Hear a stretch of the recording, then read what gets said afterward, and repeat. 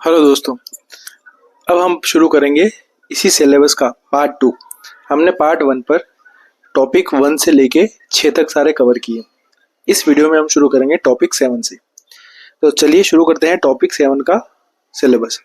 Topic 7 में आता है कल्चर क्या होती है, लैंग्वेज और कम्युनिकेशन क्या होता है, इनका क्या नेचर होता है, क्या ओरिजिन है इनका, कैरेक्टरिस्टिक ऑफ लैंग्वेज क्या होते हैं, वर्बल और नॉन वर्बल कम्युनिकेशन किसे कहते हैं, सोशल कॉन्टेक्स्ट क्या है लैंग्वेज का, ये सभी। तो इसमें सबसे पहले चलते हैं हम कल्चर, लैंग्वेज एंड कम्युनिकेशन पे। इसमें लैंग्वेज है, language is more than words, मतलब लैंग्वेज सिर्फ शब्द नहीं है, उससे ज्यादा है, क्योंकि किसी लैंग्वेज में इमोशन भी होते हैं। It is powerful tool of culture, identity in human connection. ये हमें मदद करती है कल्चर समझने में, किसी की आइडेंटिटी समझने में, या फिर ह्यूमन कनेक्शन को बिल्ड करने में। एंथ्रोपोलॉजी में सिर्फ हम लैंग्वेज को नहीं समझते, उसका सोशल और कल्चरल सिस्टम भी समझते हैं कि किसी भी लैंग्वेज का ओरिजिन कैसे जुड़ा हुआ है उसके सोसाइटल कॉन्टेक्स्ट से, और कैसे कल्चर जुड़ा हुआ है। Not just grammar and vocabulary, ये वोकेबलरी और इन सब से बहुत आगे है। अगला हम देखेंगे नेचर ऑफ लैंग्वेज, क्या होता है लैंग्वेज की फीचर्स। मतलब एक ये सिस्टम है ऑफ सिंबॉलिक कम्युनिकेशन। लैंग्वेज के अपने पार्ट्स होते हैं, अपनी स्क्रिप्ट होती है, किस तरह ये काम करती है, कैसे ये रिलेशनशिप बिल्ड करती है, कैसे सिंबल के द्वारा मैसेज एक दूसरे को कन्वे करती है। दूसरा इन्वॉल्व साउंड, साइन, गेस्चर। इसमें साउंड्स होते हैं अलग अलग, अलग अलग साइंस होते हैं, अलग अलग जेस्चर होते हैं। मतलब नॉन वर्बली भी हम बहुत लोगों को बहुत कुछ समझाते हैं। Enable thought, emotion and culture transmission, ये हमें इनेबल करती है हम एक दूसरे में विचार का आदान प्रदान कर सकें, इमोशन किसी को समझा सकें, या फिर कल्चरल नॉलेज को ट्रांसमिट कर सकें एक जनरेशन से दूसरी जनरेशन। इसके अलावा language is what make human communication unique. Language वो चीज है जो ह्यूमन कम्युनिकेशन को यूनिक बनाती है, उसे इस तरह मायने देती है कि कोई व्यक्ति हमारी बोली बात को समझ पाए। It allow us to store and transmit cultural knowledge across generation. और जनरेशन से जनरेशन अगर नॉलेज पास ऑन करना हो तो लैंग्वेज सबसे इंपॉर्टेंट टूल है, बिना लैंग्वेज के ये पॉसिबल नहीं है। ओरिजिन ऑफ लैंग्वेज, अब हम देखते हैं लैंग्वेज का ओरिजिन किस प्रकार हुआ। हालांकि एंथ्रोपोलॉजी में ये मैटर अभी भी डिबेटेबल है, मतलब कोई भी प्रॉपर सोर्स इसका नहीं है कि किस तरह लैंग्वेज का ओरिजिन हुआ, किस तरह लैंग्वेज इस कॉम्प्लेक्स फॉर्म में आई जो हम आज यूज करते हैं। अब इसकी कुछ थ्योरीज हैं जो इसे समझाती हैं कि कैसे ओरिजिन हुआ। हालांकि इन सभी का कोई पर्टिकुलर एविडेंस इतना स्ट्रांग नहीं है कि हम किसी थ्योरी को कहें कि ये सही है, या फिर ये थ्योरी परफेक्टली एक्सप्लेन करती है क्यों लैंग्वेज का ओरिजिन हुआ और क्यों आज इस कॉम्प्लेक्स फॉर्म में वो डेवलप हुई। फिर भी कुछ थ्योरीज बताती है, जैसे बाओ बाओ थ्योरी। ये कहती है कि अर्लीस्ट ह्यूमन जो थे वो वर्ड्स और साउंड को रेफर करते थे अगर किसी भी बारे में बात करना चाहते हैं तो। उदाहरण के तौर पे अगर जैसे कुत्ता भौंकता है या डॉग बार्क करता है, तो अगर मान लो उनका जो साउंड है बाऊ बाऊ का, वो क्या करते थे अर्लीस्ट ह्यूमन, अगर उस डॉग के बारे में कुछ बात करनी होगी तो डॉग ना बोल के बाऊ बाऊ करके उसके बारे में बताते थे। तो ये थ्योरी बताती है कि इस कारण से और इसी तरह इन साउंड्स के थ्रू ही लैंग्वेज का ओरिजिन हुआ, और यही साउंड जो अपने इवॉल्व हो के आज लैंग्वेज बने। हालांकि ये थ्योरी रिजेक्ट कर दी गई थी। दूसरी थ्योरी है पोपो थ्योरी। इसमें इमोशनल इंटरजेक्शन से, मतलब अर्लीस्ट ह्यूमन लैंग्वेज को यूज करते थे, जैसे आउच, वो, और उन इमोशनल क्राइज से ही आगे जाके लैंग्वेज बनी। इनका कहना है कि इस तरह के इमोशनल, जैसे उप्स, इस तरह के इमोशनल क्राइज आगे जाके लैंग्वेज का फॉर्म ले लिए। हालांकि ये थ्योरी भी रिजेक्ट हो गई थी। फिर आगे चल के आई जेस्चर थ्योरी। जेस्चर थ्योरी कहती है language begin as gesture not spoken sound. मतलब लैंग्वेज जेस्चर के कारण शुरू हुए, स्पोकन साउंड के कारण नहीं। मतलब अगर आपका हैंड मूवमेंट आप कर रहे हैं, आपके फेशियल एक्सप्रेशन, आपके बॉडी लैंग्वेज, ये सभी आगे जाकर लैंग्वेज बने। लैंग्वेज अपनी इस प्रेजेंट फॉर्म में इन सभी से होकर आई। Fossil and genetic evidence suggest evolution from Homo erectus to Homo sapien. और बहुत सारे इवोल्यूशनरी फॉर्म ये भी बताते हैं कि कैसे होमो इरेक्टस से होमो सेपियंस बने। अगला हम देखेंगे anthropologist link the origin of language and tool making, brain development and social bonding. Anthropologist इन सभी इवेंट्स को लिंक करते हैं ह्यूमन इवोल्यूशन से। जैसे अगर लैंग्वेज का ओरिजिन हो गया, टूल मेकिंग हो गया, ब्रेन डेवलपमेंट और सोशल बॉन्डिंग, ये ऐसे इवेंट है जो एक दूसरे से जुड़े हुए हैं और कहीं ना कहीं लैंग्वेज के और ह्यूमन इवोल्यूशन को एक्सप्लेन करते हैं। अगर आप देखेंगे लैंग्वेज के कैरेक्टरिस्टिक, तो क्या होते हैं कैरेक्टरिस्टिक। सबसे पहला arbitrariness, no logical link between word and meaning. हमेशा वर्ड्स और मीनिंग का लिंक हो ऐसा जरूरी नहीं। तो एक लैंग्वेज आर्बिट्रेरीनेस अपने अनुसार काम करती है। दूसरा है productivity, infinite sentence from finite word. आप बहुत सारे शब्द बना सकते हैं, मतलब जो लिमिटेड शब्द हैं उनसे आप कितने ही चाहे तो सेंटेंस बना सकते हैं, चाहे वो इंग्लिश हो, चाहे हिंदी हो, या कोई भी लैंग्वेज हो। आपके पास जो वर्ड है उनसे आप चाहें जितने सेंटेंस बना सकते हैं, तो मतलब ये एक प्रोडक्टिव चीज है। फिर displacement, talk about past and future. Language आपको हेल्प करती है पास्ट, प्रेजेंट और इवन फ्यूचर के बारे में, या किसी भी इवेंट के बारे में बात करने के लिए, आपके मैसेज किसी दूसरी जनरेशन को पास करने के लिए, किसी दूसरे व्यक्ति को पास करने के लिए। फिर है cultural transmission, pass socially not genetically. Language एक ऐसी चीज है जो सोशली सीखी जाती है, जेनेटिकली पास ऑन नहीं होती। मतलब अगर एग्जाम्पल के तौर में आप समझेंगे कि कोई बच्चा जो बहरा है तो वो बोल भी नहीं पाएगा, क्यों? क्योंकि उसने कोई शब्द सुने ही नहीं कभी। तो लैंग्वेज एक ऐसी चीज है जो जेनेटिकली पास नहीं होती, वो पास होती है वो सोशली से सीखा जाता है। These feature separate human language from animal communication, और यही फीचर हैं जो एनिमल को और ह्यूमंस की लैंग्वेज को सेपरेट करते हैं। मतलब बोलते तो जानवर भी हैं, लेकिन इंसानों की लैंग्वेज को जानवरों से अलग यही कुछ फीचर करते हैं। अब कम्युनिकेशन के अलग अलग टाइप होते हैं, जैसे कि verbal, non verbal communication. Verbal communication क्या होता है? स्पोकन और रिटन लैंग्वेज। मतलब वर्बल मतलब जो आप बोलते हैं, जो लिखते हैं, उसे वर्बल कम्युनिकेशन कहा जाता है। नॉन वर्बल कम्युनिकेशन क्या होता है? जो आपके जेस्चर होते हैं, फेशियल एक्सप्रेशन होते हैं, पोस्चर होता है, आई कांटेक्ट होता है। मतलब बोलते वक्त हम जो हाई हैंड के मूवमेंट करते हैं, आंखों के एक्सप्रेशन, स्माइल करना, ये सभी नॉन वर्बल कम्युनिकेशन में आते हैं। मतलब सिंबल या बिना कुछ बोले अगर आप किसी को मैसेज दे पा रहे हैं, जैसे कोई आपको घूर रहा है मतलब वो गुस्सा है, तो ये एक नॉन वर्बल कम्युनिकेशन है। Anthropologists study how culture use non-verbal cues to show respect, emotion और status. Language in social context. अब लैंग्वेज सोशल कॉन्टेक्स्ट में क्या काम करती है? देखिए, लैंग्वेज रिफ्लेक्ट करती है कास्ट को, क्लास को, जेंडर को, रीजन को। Code switching, slang, dialect reveal social identity, ये सभी लैंग्वेज बताती है। कुछ टर्म्स है जैसे कि mother tongue, emotional cultural values, ये सभी आपको बताती हैं कि किस तरह आप एक जनरेशन से दूसरी जनरेशन को मैसेज पास ऑन करेंगे। इंडियन सोसाइटी में language often marks hierarchy and this group belongings. Indian context में भी लैंग्वेज बहुत इंपॉर्टेंट रोल प्ले करती है, और इवन हर एक सोसाइटी में लैंग्वेज काम करती है मैसेज पास ऑन करने का, एक जनरेशन से दूसरी जनरेशन को। अब एंथ्रोपोलॉजी में इसका क्या रिलेवेंस है? Help understand cultural diversity. Language आपको हेल्प करती है कल्चरल डाइवर्सिटी को समझाने में, कि किस तरह कल्चर और लैंग्वेज जुड़े हुए हैं और कैसे ये वेरी करते हैं एक कल्चर से दूसरे कल्चर में। Show social structure through speech pattern. Speech pattern के थ्रू बताते हैं सोशल पैटर्न किस तरह काम करते हैं। की in ethnographic field work through participant observation and interviews. मतलब जब आप रिसर्च वर्क करते हैं एंथ्रोपोलॉजी में किसी एविडेंस को प्रूव करने के लिए या फिर कोई एविडेंस कलेक्ट करने के लिए, तो वहां पे भी लैंग्वेज आपकी हेल्प करती है। आप नोट्स बनाएंगे, उसे इंटरप्रेट करेंगे, उसे एक्सप्लेन करेंगे, तो वहां भी लैंग्वेज आपकी बहुत हेल्प करती है। For anthropologist language is not just topic, it is a tool for decoding culture. और एंथ्रोपोलॉजिस्ट के लिए लैंग्वेज का बहुत ज्यादा इंपॉर्टेंस है, क्योंकि सिर्फ ये एक मैसेज पहुंचाने का जरिया नहीं है, ये एक टूल है जिससे वो कोई बातें समझ पाते हैं, किसी कल्चर को समझ पाते हैं और उसे एक्सप्लेन कर पाते हैं। अब हम इसे अगर कंक्लूड करें तो language is deeply tied to culture and society. Language culture और सोसाइटी से डीपली जुड़ी हुई है। अंडरस्टैंडिंग इट्स नेचर, इसे समझना, use help to understand human behaviour and cultural pattern. अगर आप लैंग्वेज समझेंगे तो आप ह्यूमन बिहेवियर को समझ पाएंगे, कल्चरल पैटर्न समझ पाएंगे।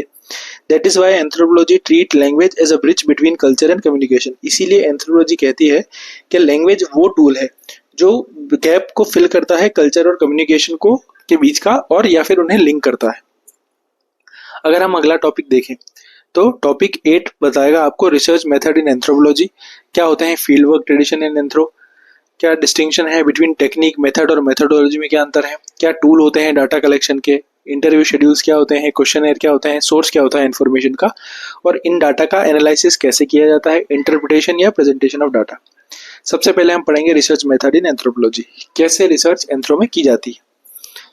तो इसमें सबसे पहले आता है field work tradition in anthropology. मतलब किस तरह फील्ड में जाकर आप डाटा कलेक्ट कर सकते हैं, किस तरह उन एविडेंसेस को या तो प्रूफ कर सकते हैं या फिर एविडेंस कलेक्ट कर सकते हैं। इसमें है फाउंडेशन ऑफ एंथ्रोपोलॉजिकल रिसर्च। मतलब जो फील्ड वर्क ट्रेडिशन है वो बहुत इंपॉर्टेंट होता है एंथ्रोपोलॉजिकल रिसर्च का फाउंडेशन के लिए, मतलब उसका एक इंपॉर्टेंट पिलर है। Pioneer by Bronislaw Malinowski. मतलब ये रिसर्च वर्क को शुरू करने वाला व्यक्ति था मेलिनोस्की। एम्फेसाइज पार्टिसिपेंट ऑब्जर्वेशन, ये एम्फेसाइज करता है कि सभी पार्टिसिपेंट उसमें मिलके भाग लें और एविडेंस को अच्छे से कलेक्ट किया जाए बिना बायस के। Involve emotion in community life, और ये क्या बताता है कि क्या होता है इमोशन कम्युनिटी लाइफ में, इस चीज़ों को भी समझाता है और इस चीज़ों को भी ऐड करता है। Anthropology is rooted in tradition of fieldwork. It means living among the people being studied, understanding their culture from insider's perspective. Anthropology fieldwork को बहुत इंपॉर्टेंस देता है क्योंकि इसका रिसर्च में बहुत रोल है और एविडेंसेस को प्रूव करने में बहुत इसकी हेल्प होती है। फिर है टेक्निक, मेथड एंड मेथोडोलॉजी, मतलब क्या टेक्निक यूज की जाती है एंथ्रोपोलॉजिकल डाटा कलेक्शन करने में। सबसे पहले है टेक्निक, तो प्रैक्टिकल टूल यूज किया जाता है, जैसे कि नोट मेकिंग हो गया, चाहे वो डिजिटल हो चाहे नॉन डिजिटल हो। मतलब आप जब फील्ड वर्क में जाएंगे वहां पर डाटा कलेक्ट करेंगे, नोट्स बनाएंगे और एविडेंस कलेक्ट करेंगे। अगला है मेथड, जो मेथड इसमें यूज की जाती है वो है ऑर्गेनाइज्ड अप्रोच, जैसे कि इंटरव्यू में आपको किसी से भी कुछ पूछताछ करते हैं जब, तो बहुत हेल्प होती है क्योंकि उसमें क्वेश्चन ऑर्गेनाइज्ड होते हैं, आपको सोचना नहीं पड़ता तुरंत कि आप क्या पूछेंगे, जो आपके रिसर्च वर्क के लिए इंपॉर्टेंट है, कौन से सब्जेक्ट होंगे, ये सभी उसमें ऑर्गेनाइज होते हैं। फिर मेथोडोलॉजी की बात करें, study of methods and principle, ये मेथड और प्रिंसिपल को स्टडी करती है, किस आधार पे हमें डाटा कलेक्ट करना है, किस आधार पर उनको इंटरप्रेट करना है, कैसे उनको प्रेजेंट करना है।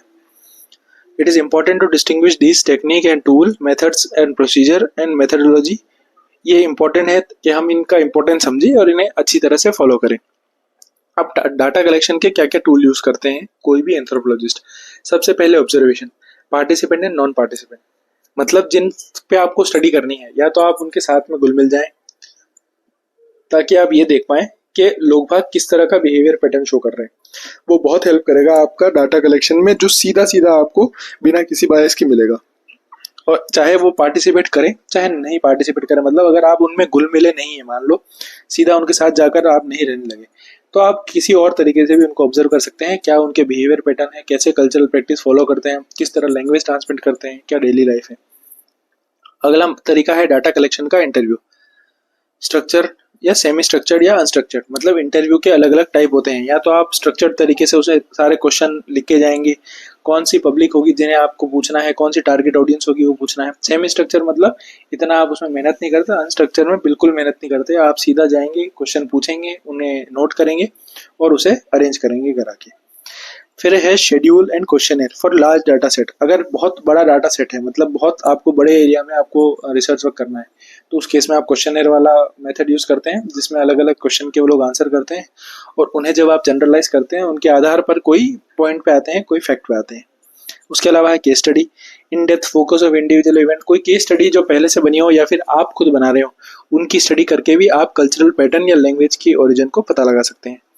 फिर है जेनियोलॉजी, मतलब किनशिप मैपिंग, आप जो कौन से उनके डिसेंडेंट थे, कौन थे, ये सभी देखकर आप पता लगा सकते हैं कि किस तरह कल्चरल पैटर्न काम करते हैं। Life history, oral history, personal narratives, मतलब उनसे ही क्वेश्चन पूछ के उनकी लाइफ की हिस्ट्री के बारे में, उनकी सोशल हिस्ट्री के बारे में, जो बहुत से लोग बताते हैं या जानते हैं।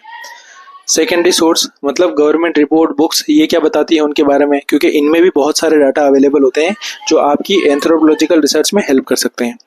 फिर है participatory method, PRA, community mapping, मतलब आप उनको कम्युनिटी मैपिंग मतलब एक जगह इकट्ठा करके आप उनसे क्वेश्चनर करेंगे, आप उन्हें समझाएंगे कल्चरल पैटर्न किस तरह हेल्प करे, किस तरह कोई प्रैक्टिस फॉलो की जाती है। ये सभी डाटा आपको रिसर्च वर्क में बहुत हेल्प करेंगे। Anthropological use variety of tool to gather data from observation and interview to life histories and participating method like PRA, analysis, interpretation and presentation. अगर आप डाटा जब कलेक्ट कर लेंगे तो इनका कैसे एनालिसिस होता है, कैसे आप इन्हें समझेंगे और कैसे इन्हें प्रेजेंट करेंगे। सबसे पहले देखते हैं एनालिसिस, मतलब एनालिसिस करते टाइम आपको जो डाटा आपने कलेक्ट किया है फील्ड वर्क से, उसे आपको कलेक्ट करना पड़ेगा, उसको कोडिंग करेंगे और कैटेगराइज करेंगे, मतलब क्या उनका मतलब है, उनका क्या अर्थ है। उसके बाद उनको कैटेगराइज करेंगे, किस एज ग्रुप का है, कौन कौन सी फैमिलीज हैं, कौन से डाटा किस पर्पस के लिए आपने लिए हैं।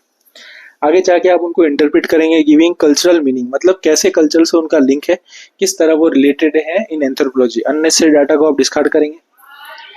प्रेजेंटेशन, रिपोर्ट, इथनोग्राफी, विजुअल्स, आप प्रेजेंटेशन करेंगे उन्हें रिपोर्ट्स के थ्रू, इथनोग्राफिक डाटा के थ्रू या विजुअल के थ्रू, ताकि लोगों को समझाना और समझना और आसान हो जाए। अगर आप डाटा कलेक्ट कर चुके हैं, उसके बाद आप उसे एनालाइज करके इंटरप्रेट भी कर चुके हैं, फाइनली फाइंडिंग्स को प्रेजेंट करेंगे थ्रू इथनोग्राफीज, विजुअल और रिपोर्ट के थ्रू। अगर आप इसे कंक्लूड करें तो field work is a soul of anthropology. Anthropology में फील्ड वर्क बहुत मायने रखता है क्योंकि वो समझने में और समझाने में बड़ा आसान होता है। Methodology give direction, tool give structure. Methodology क्या करती है? डायरेक्शन देती है, टूल देती है और स्ट्रक्चर समझाती है किस तरह एंथ्रोपोलॉजी में फील्ड वर्क काम करते हैं, कैसे ह्यूमन एवोल्यूशन हुए, कैसे कल्चर लैंग्वेज के लिंक होते हैं। Holistic understanding need both qualitative and quantitative data. और इसमें हमें क्वालिटेटिव डाटा भी चाहिए होता है, क्वांटिटेटिव डाटा भी चाहिए होता है, ताकि हम किसी भी चीज को अच्छे से समझा पाए। Mastering research methods is essential to understand human society. और यूपीएससी के लिए बहुत इंपॉर्टेंट है कि हम हर एंगल को उन्हें समझाएं और आंसर राइटिंग को इफेक्टिव बनाएं। चलिए तो अब देखते हैं क्या होता है ह्यूमन जेनेटिक्स, क्या मेथड और एप्लीकेशन होते हैं मेथड स्टडी करने के जेनेटिक प्रिंसिपल को। उसके अलावा क्या होते हैं पेडिग्री एनालिसिस, क्या होता है co-twin method, cytogenetic method, chromosomal karyotype analysis. कुछ बायोकेमिकल मेथड के बारे में जानेंगे, डीएनए टेक्नोलॉजी किस तरह काम करती है, आरडीएनए रिकमेंडेड डीएनए टेक्नोलॉजी कैसे काम करती है, मेंडेलियन जेनेटिक्स इन मैन क्या होता है, सिंगल फैक्टर और ये सभी क्या होते हैं। सबसे पहले है human genetics method and application. Human genetics क्या होती है? ह्यूमन जेनेटिक्स होती है it understanding inheritance in human using scientific method. Scientific तरीके से ह्यूमंस में किस तरह से कैरेक्टर का इनहेरिटेंस हुआ, मतलब जो फीचर मुझ में है या मेरे पेरेंट्स में है वो किस तरह ट्रांसमिट हुए एक जनरेशन से दूसरी जनरेशन, ये बताती है हमें ह्यूमन जेनेटिक्स। साथ ही साथ कुछ टेक्निक्स भी है इसमें जिससे हम ये पता लगा सकते हैं कि किस तरह ये फीचर सारे ट्रांसमिट हुए, जैसे pedigree analysis, twin study, DNA technology, pattern of inheritance. ये सभी टेक्निक्स है जो हमें ये बताती है। अब हम देखेंगे जेनेटिक प्रिंसिपल क्या हैं जो स्टडी करने के लिए यूज किए जाते हैं ह्यूमंस में और किस तरह वो एंथ्रोपोलॉजी में काम आते हैं। इसमें सबसे पहला है फैमिली स्टडी। फैमिली स्टडी करके भी आप जेनेटिक्स या किसी कैरेक्टर का इनहेरिटेंस को पता लगा सकते हैं। इसमें सबसे पहले आता है पेडिग्री एनालिसिस। पेडिग्री एनालिसिस क्या होता है? ट्रेट का इनहेरिटेंस पता लगाया जाता है जनरेशन की स्टडी करने के बाद। मतलब आप फैमिली की जनरेशन को स्टडी करेंगे, उनका एक ट्री बनाएंगे और उसके आधार पर ये बताएंगे कौन से फीचर किस तरह से ट्रांसमिट हुए और इनका क्या रोल होता है। ये मतलब वो फीचर जेनेटिकली ट्रांसमिट होते भी हैं या नहीं। एग्जाम्पल के तौर पे लैंग्वेज जो है, लैंग्वेज एक सोशली ट्रांसमिटेड चीज है, वो जेनेटिकली ट्रांसमिट नहीं होती। तो आप इस बात से इस चीज को प्रूव कर सकते हैं कि हाँ लैंग्वेज पैदा होने के बाद सीखी जा सकती है, बर्थ के साथ वो नहीं आ सकती। फिर उसके बाद है ट्विन स्टडी। मोनोजाइगोटिक और डाइजाइगोटिक दो तरह के ट्विन होते हैं। मोनोजाइगोटिक अगर एक सिंगल एग फर्टिलाइज हो जाए और डिवाइड होके दो एम्ब्रियो बना दे तो वो है मोनोजाइगोटिक ट्विन। और डाइजाइगोटिक मतलब दो एग अगर फर्टिलाइज हो जाए और दो एम्ब्रियो बनाए तो वो है डाइजाइगोटिक ट्विन। तो ट्विन स्टडी भी यही बताती है कि इन्वायरमेंट और जेनेटिक्स का दोनों का क्या रोल होता है किसी भी ह्यूमन के ट्रेट्स पे, बिहेवियर पे, डिजीज पैटर्न पे, मतलब वो अफेक्ट कितना करते हैं। उसके अलावा है फोस्टर चाइल्ड मेथड। ये भी लगभग ट्विन स्टडी जैसा ही है। ये भी इन्फ्लुएंस बताता है इन्वायरमेंट का क्या इन्फ्लुएंस है हमारे ट्रेड्स पे और हेरिडिटी कितना इन्फ्लुएंस करती है हमारे ट्रेड पे, मतलब इन दोनों में क्या डिफरेंस है और किस तरह ये अफेक्ट करते हैं हमारे ट्रेड्स को। उसके बाद आता है कोटविन मेथड। कोटविन मेथड भी लगभग फोस्टर चाइल्ड मेथड जैसा ही है। ये भी यही स्टडी करता है कि जेनेटिक्स और इन्वायरमेंट कितना रोल प्ले करती है कैरेक्टरिस्टिक को ट्रांसमिट करने का, मतलब इन्वायरमेंट ज्यादा रोल प्ले करता है या जेनेटिक्स ज्यादा रोल प्ले करती है, और अगर इन्वायरमेंट का ही रोल प्ले करता है तो किस फीचर में करता है, और जेनेटिक्स अगर रोल प्ले करती है तो किस फीचर में करती है। फॉर एग्जांपल अगर आंखों का कलर बेबी और फादर का मैच होता है तो वो प्योरली जेनेटिक्स डिसाइड करती है, जेनेटिक्स के कारण ऐसा होता है। इन्वायरमेंट ये सारी चीजें नहीं कर सकता। तो ये सारे मेथड है जो स्टडी करते हैं। उसके अलावा और भी तरीके हैं जो आप जेनेटिक्स और कैरेक्टरिस्टिक का इनहेरिटेंस स्टडी कर सकते हैं, जैसे कि साइटोजेनेटिक मेथड। साइटोजेनेटिक मतलब सेल। तो इसमें आप क्रोमोसोम का एनालिसिस कर सकते हैं या फिर कैरियोटाइप एनालिसिस कर सकते हैं। अब कैरियोटाइप क्या होते हैं? कैरियोटाइप होते हैं क्रोमोसोमल का विजुअल रिप्रेजेंटेशन सेल के अंदर। ये आपको शो करता है उनके नंबर, उनका स्ट्रक्चर क्रोमोसोम्स का, ताकि आप उनका पैटर्न स्टडी कर सकें। और यही पैटर्न अगर बेबी या उनके ऑफस्प्रिंग में है तो इस तरह से हम पता लगा सकते हैं कि कैसे जीन ट्रांसमिट हुई है, किस तरह फीचर ट्रांसमिट हुआ है बच्चे में। Genetic principle in human are primarily studied through family based method, जैसे कि पेडिग्री चार्ट जो कि हमने पहले ही डिस्कस कर लिया, फैमिली ट्री वगैरह, ट्विन स्टडी, इन्वायरमेंट और हेरिडिटी कैसे अफेक्ट करती है। Cytogenetic tool help analyse chromosome structure for genetic disorder. Genetical related disorder भी इनसे हम आइडेंटिफाई कर सकते हैं। मतलब अगर कोई जीन है जिसमें डिजीज है और अगर वो ट्रांसमिट होती है बच्चे में, तो बच्चों को भी फ्यूचर में चांस है कि वो बीमारी हो। तो हम इस तरह से जेनेटिक डिसऑर्डर के बारे में भी पता लगा सकते हैं इनकी स्टडी करके। अब अगला हम देखेंगे, तीसरा है बायोकेमिकल मेथड। बायोकेमिकल मेथड के थ्रू भी आप ह्यूमन जेनेटिक्स और इनहेरिटेंस को पता लगा सकते हैं, जैसे प्रोटीन एनालिसिस, एंजाइम डिफेक्ट्स। मतलब हमारे बॉडी में प्रोटीन सिंथेसिस होता है अलग अलग जगह और अलग अलग लोग करते हैं, जैसे राइबोसोम्स हो गया, ये सारे प्रोटीन सिंथेसिस करते हैं और डिकोड करते हैं कोई मैसेज, उस हिसाब से बॉडी काम करती है। अगर प्रोटीन एनालिसिस में कोई गड़बड़ है तो मतलब वही डिफेक्टेड जीन प्रोटीन बच्चे में बना रही होगी और उसी तरह का डिफेक्ट उसमें भी पाया जाएगा। एंजाइम डिफेक्ट, कुछ इसेंशियल एंजाइम्स होते हैं बॉडी में जो कुछ पर्टिकुलर फंक्शन करते हैं, अगर वो डिफेक्टेड है तो उसी तरह बच्चे में जो ऑफस्प्रिंग है उसमें भी डिफेक्टेड फंक्शन होंगे। उसके अलावा कुछ मेथड है इम्यूनोलॉजिकल मेथड। इम्यूनोलॉजिकल मेथड में blood grouping study, HLA typing, ये सभी आपको बताती हैं कैसे ह्यूमन जेनेटिक्स और कैरेक्टरिस्टिक इनहेरिट होते हैं। ब्लड ग्रुपिंग तो आप जानते हैं, अलग अलग ब्लड ग्रुप होते हैं हमें, A, B, AB, O positive, O negative. उसके अलावा HLA टाइपिंग, HLA एक एंटीजन है जिसको बोलते हैं ह्यूमन ल्यूकोसाइट एंटीजन। ये क्रोमोसोम नंबर 6 पे लगा होता है WBC के और अलग अलग फंक्शन के लिए काम करता है। तो इसका स्टडी करके भी हम पता लगा सकते हैं कि कैरेक्टरिस्टिक किस तरह इनहेरिट हुए। उसके अलावा है DNA टेक्नोलॉजी।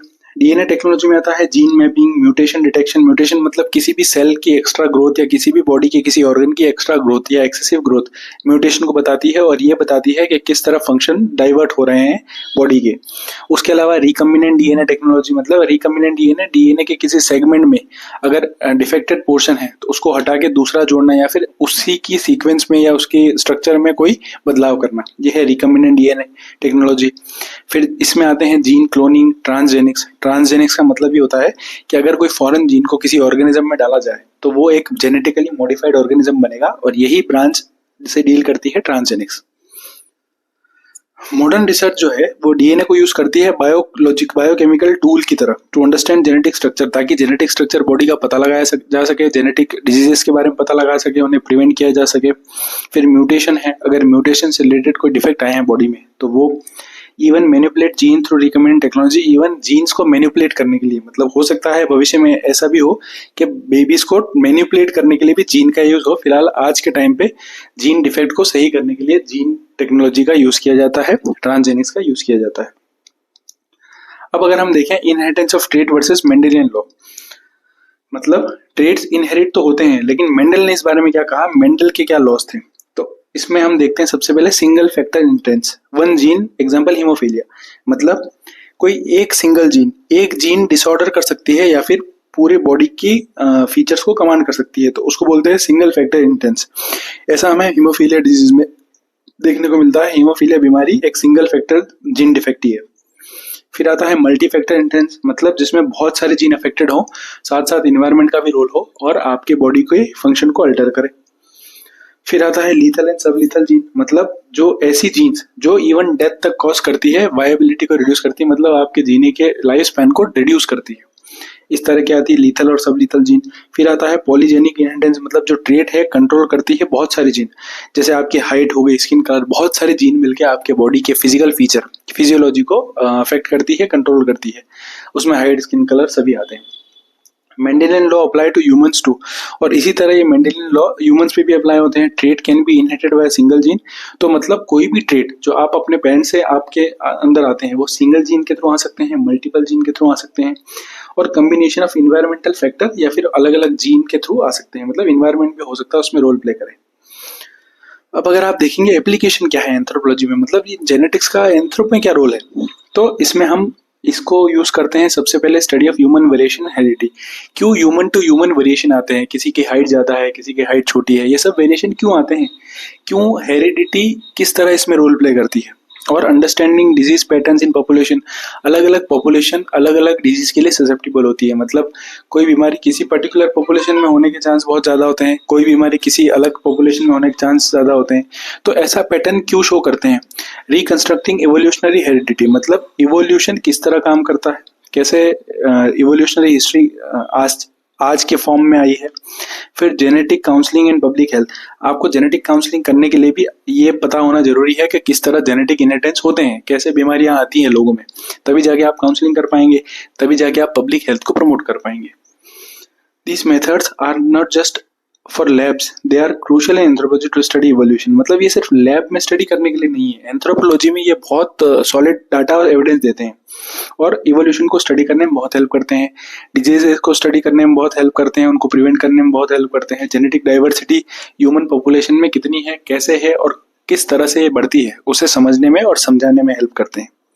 अगर आप इन सभी को कंक्लूड करेंगे तो human genetics blend classical and modern tool. जो ह्यूमन जेनेटिक्स है उसमें सारे मॉडर्न टूल्स भी हैं और क्लासिकल टूल्स भी आते हैं, और वो कंबाइन करती है pedigree analysis with DNA technology. मतलब फैमिली ट्री को तो स्टडी किया ही जाता है, साइंटिफिकली डीएनए को पैटर्न्स को भी पता किया जाता है, उसकी सीक्वेंस को भी पता किया जाता है और जीएनए ट्रांसमिशन को भी देखा जाता है।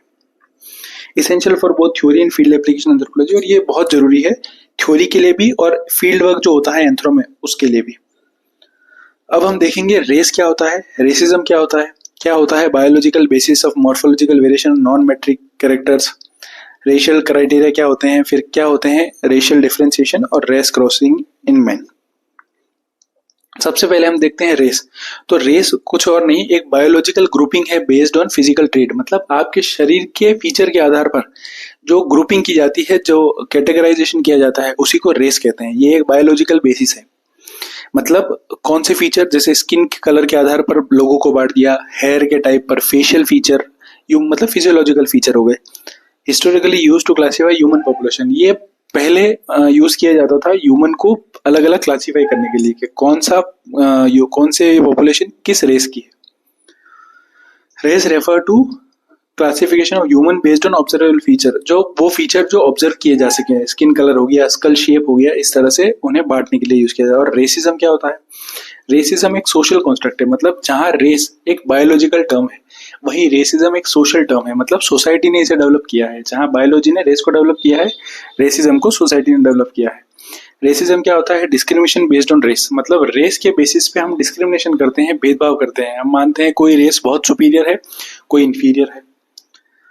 ये एक साइंटिफिकली कोई वैलिड फिनोमिना नहीं है। मतलब रेसिज्म कोई साइंटिफिकली प्रूवन चीज नहीं है। Modern anthropology views race as a socio cultural construct not biological, और मॉडर्न एंथ्रोपोलॉजी भी इसी चीज पे फोकस करती है कि इवन रेस भी एक सोशियो कल्चरल कॉन्स्ट्रक्ट है, बायोलॉजिकल नहीं। आगे चलते हैं कि racism is a social evil, और रेसिज्म को एक सोसाइटी में एविल माना जाता है क्योंकि ये भेदभाव बढ़ाता है सोसाइटी में, कॉन्स्ट्रक्ट सोसाइटी में डिवाइडेशन बढ़ाता है। While race was once used for classification, today anthropologists agree that race is socially construct, not biological rigid। और आज भी एंथ्रोपोलॉजिस्ट यही मानते हैं कि इवन रेस भी एक सोशल कॉन्स्ट्रक्ट ही है, बायोलॉजिकल नहीं, जो लोगों को डिवाइड करता है। अब मॉर्फोलॉजिकल वेरिएशन क्या होता है, मतलब क्या स्ट्रक्चर में चेंज आते हैं। इसमें अलग अलग ट्रेट है। ट्रेट मतलब कैरेक्टर आपके। नॉन मैट्रिक कैरेक्टर जो क्वालिटेटिव होते हैं, जिन्हें गिना नहीं जा सकता, आप सिर्फ ऑब्जर्व कर सकते हैं। जैसे shape of nose, I fold, किसी व्यक्ति का शेप ऑफ नोज अलग अलग है तो उस हिसाब से क्लासिफिकेशन, आई फोल्ड्स अलग अलग है उस हिसाब से क्लासिफिकेशन। मैट्रिक ट्रेट जिन्हें गिना जा सके, मतलब जिन्हें क्वांटिटेटिव कहते हैं। स्कल साइज कितनी बड़ी होगी, इन टर्म्स ऑफ मेजरमेंट आप मेजर कर सकते हैं स्कल की साइज क्या होगी। फिर लिम्ब की लेंथ क्या होगी, कितने सेंटीमीटर कितने मीटर का होगा। Influence by both gene environment, ये दोनों फीचर चाहे क्वालिटेटिव हो चाहे क्वांटिटेटिव हो, ये दोनों अफेक्ट होते हैं जीन से, अफेक्ट होते हैं एनवायरनमेंट से, दोनों का अफेक्ट होता है इन फीचर्स पे। मॉर्फोलॉजिकल वेरिएशन जैसे कि शेप हो हेड का, स्किन कलर हो, is influence by both heredity and environmental adaptation over time. Time के हिसाब से ये अफेक्ट करते रहते हैं और एडेप्शन के हिसाब से इनमें बदलाव आते रहते हैं। अब हेरिडिटी और इन्वायरमेंट कितना इफेक्ट डालती है इन पे और क्या है दोनों। हेरिडिटी क्या है, it transmit physical trait genetically. Heredity क्या करती है, फिजिकल ट्रेट्स को जेनेटिकली ट्रांसमिट करती है। फॉर एग्जांपल, अगर आप मेल या फीमेल है तो वो जेनेटिकली ट्रांसमिटेड है थ्रू पेरेंट्स, इन्वायरमेंट में उस पर कोई इफेक्ट नहीं डाला। अब यही इन्वायरमेंट क्या होता है, environment affect trait like skin colour, melanin adaptation. मतलब इन्वायरमेंट क्या करता है, स्किन कलर पे इफेक्ट डाल सकता है। कुछ फीचर है जहाँ पे इन्वायरमेंट इफेक्ट करता है। फॉर एग्जांपल, अगर आप साइबेरिया की कंट्री में देखेंगे, वहां पर ठंड बहुत ज्यादा होती है तो उस कारण उनके बॉडी में मिलेनियन पिगमेंट कम होता है, मतलब वो फेयर कलर के होते हैं बहुत ज्यादा। इस तरह से इन्वायरमेंट इफेक्ट डालता है कुछ फीचर्स पर। तो बॉडी के gene environment interaction shape variation, इसी तरह जीन और इन्वायरमेंट दोनों मिलके हमारे वेरिएशन को शेप करते हैं। Trait like darker skin in tropical region are example of environmental adoption led over genetic. मतलब जो ट्रॉपिकल रीजन है वहां पर लोगों की स्किन थोड़ी डार्क होती है और मेलेनिन पिगमेंट हाई होता है। अब अगर हम रेशियल क्लासिफिकेशन देखें बायोलॉजिकल बेसिस पे तो वो है किस्कोइड, मंगलोइड, निग्रोइड। ये एक तरह का क्लासिफिकेशन है based on skin colour, skull shape, hair type. अगर आप कस्कोइड देखेंगे तो कस्कोइड वो हैं लोग जिनका स्किन कलर लाइट से थोड़ा डार्क होता है, हल्का लाइट से हल्का डार्क होता है। मैंगलोइड वो लोग हैं जिनकी स्किन थोड़ी येलोइश होती है, और नेग्रोइड वो लोग हैं जिनकी स्किन डार्क होती है। डार्क स्किन लोग मैंगलोइड में कैटेगराइज होते हैं। तो ये क्लासिफिकेशन है जो आज के टाइम में यूज नहीं होता, ये बहुत पहले यूज हुआ करता था। आज के टाइम में हम ह्यूमन क्लासिफिकेशन नहीं करते, सोसाइटी में डिवाइडेशन को नहीं बढ़ाते। अब रेस क्रॉसिंग क्या होता है? रेस क्रॉसिंग का मतलब कि इंटरब्रीडिंग बिटवीन रेसेस, मतलब दो अलग अलग रेस के बीच में इंटरब्रीडिंग कॉपुलेशन, मतलब वो अपनी जनरेशन को आगे बढ़ाते हैं इससे। It lead to genetic diversity, genetic diversity भी बढ़ती है और रेसेस के बीच में डिवाइडेशन भी इससे कम होता है। No harmful biological effect proven. और जब रेसेस आपस में इंटरब्रीडिंग करती हैं तो इसका कोई नुकसान ऐसा है नहीं, और फिलहाल साइंटिफिकली इसे कोई प्रूव नहीं किया गया है कि इसका कोई प्रूवन इस तरह का हार्मफुल इफेक्ट है। Race crossing is common and natural, promote diversity and have no negative biological impact contrary to earlier myth. पहले ऐसा मिथ था कि इंटर रेस ब्रीडिंग एक तरह से हार्मफुल इफेक्ट ला सकती है आने वाली जनरेशन पे। ये एक मिथ था, साइंस ने इसके सारे जवाब दिए कि ये इसका ऐसा कोई हार्मफुल प्रूवन इफेक्ट नहीं है, तो इसलिए ये नेचुरल है, नॉर्मल है। अगर आप इन सबको कंक्लूड करेंगे तो रेस एक बायोलॉजिकल रियलिटी है, जबकि रेसिज्म एक सोशल कॉन्स्ट्रक्ट है। फोकस करते हैं ये सभी ह्यूमन वेरिएशन पे, नॉट डिवीजन। हालांकि पहले करते थे लेकिन आज के टाइम में ऐसा नहीं होता। और इसी अपडेटेड आप आंसर को अगर अपने आंसर राइटिंग में यूज करेंगे तो आपको ज्यादा मार्क्स मिलने के चांसेस हैं। तो इस तरह आप मल्टीपल एंगल अपने आंसर्स में यूज कीजिएगा। अगला हम देखते हैं क्या होते हैं एज, सेक्स, पॉपुलेशन वेरिएशन, क्या होते हैं जेनेटिक मार्कर, क्या होते हैं ब्लड ग्रुपिंग, क्या होता है HLA, क्या होता है ट्रांसफेरेटिन। कुछ फिजियोलॉजिकल कैरेक्टर भी देखेंगे, हीमोग्लोबिन लेवल, और ये सब एडेप्शन किस तरह बॉडी एडेप्ट करती है इन फीचर्स में चेंज करके इन्वायरमेंट के हिसाब से। तो सबसे पहला है जेनेटिक मार्कर्स क्या होते हैं। Genetic markers blood grouping system सबसे पहले हम पढ़ेंगे। एबीओ ब्लड ग्रुपिंग सबसे ज्यादा यूज किए जाने वाला ब्लड ग्रुपिंग यही है, हालांकि सिर्फ यही नहीं और भी ब्लड ग्रुपिंग्स होते हैं।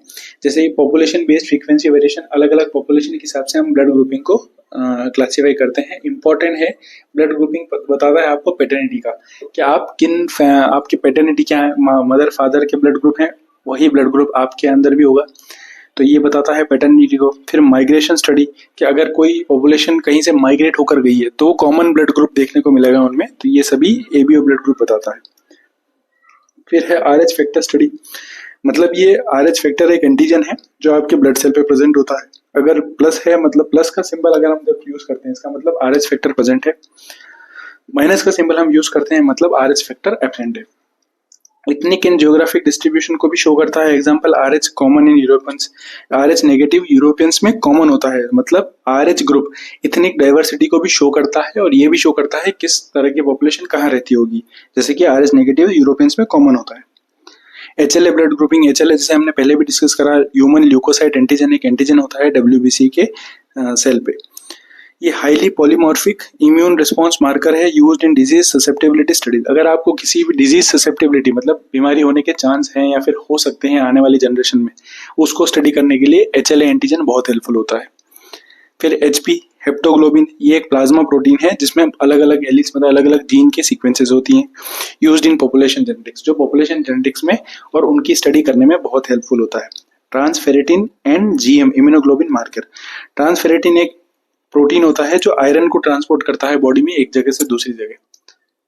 उसके अलावा GM मार्कर एक एसोसिएटेड है IgG, एक इम्यूनोग्लोबिन होती है बॉडी की, उससे एसोसिएटेड है GM मार्कर। ये हमारे बॉडी में इम्यूनोग्लोबिन भी एक तरह के प्रोटीन ही होते हैं, उनको एक जगह से दूसरी जगह ले जाने में हेल्प करता है। फिर आते हैं ब्लड एंजाइम S मार्कर, मतलब जिसमें एंजाइम्स लाइक एडीए, कुछ एंजाइम्स है जैसे adenosine deaminase, PGM, ESD used as marker show polymorphism across population. Polymorphism मतलब जो जेनेटिक डाइवर्सिटी को शो करते हैं, दो या दो से ज्यादा जीन की फॉर्म किसी पॉपुलेशन में प्रेजेंट हो तो वो पॉलीमॉर्फिज्म शो करता है। तो ये सभी मार्कर इस पॉलीमॉर्फिज्म को स्टडी करने में बहुत हेल्प करते हैं और help in studying gene flow, drift and isolation, genetic changes, variation, ये सभी स्टडी करने में ये मार्कर बहुत हेल्प करते हैं। अब कुछ फिजियोलॉजिकल कैरेक्टरिस्टिक है और कैसे एडेप्शन आते हैं। मतलब physiological trait vary across age, sex, cultural group. मतलब एज और सेक्स इनके हिसाब से हमारे बॉडी के जो फंक्शन है, जो फिजियोलॉजिकल कैरेक्टरिस्टिक है वो भी वेरी करते हैं। जैसे कि haemoglobin level influence by altitude, diet.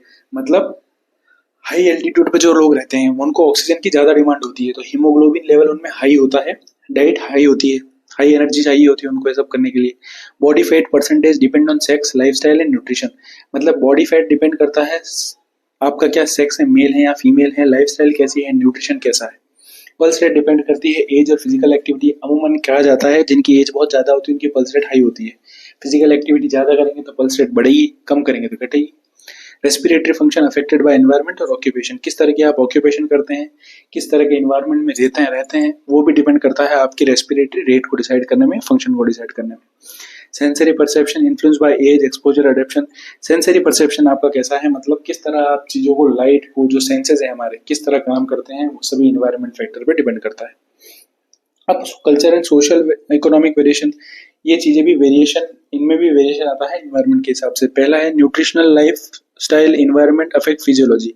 मतलब आपका कैसा खान पान है, कैसे लाइफ स्टाइल है, कैसे इन्वायरमेंट में आप रहते हैं, ये आपके बॉडी के फंक्शन को बहुत ग्रेटली अफेक्ट करते हैं। लोअर सोशियो इकोनॉमिक ग्रुप में शो, और अगर सोशियो इकोनॉमिक आपका लो है तो ये आपका हीमोग्लोबिन लेवल डाउन शो करेगा, मतलब आपकी हेल्थ को अफेक्ट करेगा। Higher physical stress marker, body में स्ट्रेस मार्कर बहुत ज्यादा होंगे और बॉडी फंक्शन इतना अच्छे से नहीं कर पाएगी। Cultural adaptation impact physiological efficiency, और कल्चरल चेंजेस और एडेप्टेशन भी अफेक्ट करते हैं फिजियोलॉजिकल एफिशिएंसी को। मतलब कोई कल्चर अगर कोई पर्टिकुलर प्रैक्टिस फॉलो करता है तो आपके बॉडी फंक्शन में भी उसी तरह बदलाव आते हैं, उसी तरह चेंजेस आते हैं। अगर आप इन सभी को कंक्लूड करेंगे तो जेनेटिक मार्कर और physiological traits help understand. Genetic marker एक इस तरह के ट्रेड हैं जो हमें समझाने में हेल्प करते हैं ह्यूमन डाइवर्सिटी, कैसे ह्यूमन टू ह्यूमन वेरिएशन आते हैं। मतलब एक जनरेशन, एक पॉपुलेशन से दूसरी पॉपुलेशन अलग होती है। एडेप्टेशन, किस तरह रिक्वायरमेंट के हिसाब से बॉडी एडेप्ट करती है। एग्जाम्पल के तौर पे अगर आप ठंडे इलाके में रहते हैं तो बॉडी उस तरह से एडेप्ट करती है कि आप उस कोल्ड एनवायरनमेंट में सर्वाइव कर पाए। बहुत गर्म इलाके में रहते हैं तो स्किन उस तरह से एडेप्टेशन करती है जैसे मिलेनिन पिगमेंट को बढ़ा देगी, जो क्या करता है अल्ट्रावायलेट रेस को पेनिट्रेट करने से कम करता है, पूरी तरह तो नहीं रोकता लेकिन कम करता है। फिर इवोल्यूशन, कैसे ह्यूमन इवोल्यूशन हुआ, किस तरह से ट्रेड थे, कौन से फैक्टर थे जिनमें बदलाव आया कि आज के मॉडर्न ह्यूमंस देखने को मिले, और किस तरह से जीन में चेंजेस आए जो इस तरह का ह्यूमन इवोल्यूशन हुआ। और इम्पोर्टेंट है मेडिकल एंथ्रोपोलॉजी, पब्लिक हेल्थ और फोरेंसिक स्टडी। ये सारे चीजें बहुत हेल्प करती है मेडिकल एंथ्रोपोलॉजी में, पब्लिक हेल्थ को स्टडी करने में और इवन फोरेंसिक स्टडीज करने में, जो आगे चलकर काम आती है हर फील्ड में। तो चलिए अब हम देखते हैं क्या होता है इकोलॉजिकल एंथ्रोपोलॉजी, क्या बायोकल्चरल एडेप्टेशंस होते हैं, जेनेटिक और नॉन जेनेटिक फैक्टर क्या होते हैं, man's physiological response to environmental stress. मतलब अलग अलग एनवायरमेंटल कंडीशन में मैन का या ह्यूमंस के फिजियोलॉजी, बॉडी में क्या चेंजेस आते हैं, कैसे वो एडेप्ट करते हैं, चाहे हॉट डेजर्ट हो, कोल्ड एल्टीट्यूड, हाई एल्टीट्यूड हो, इस तरह से।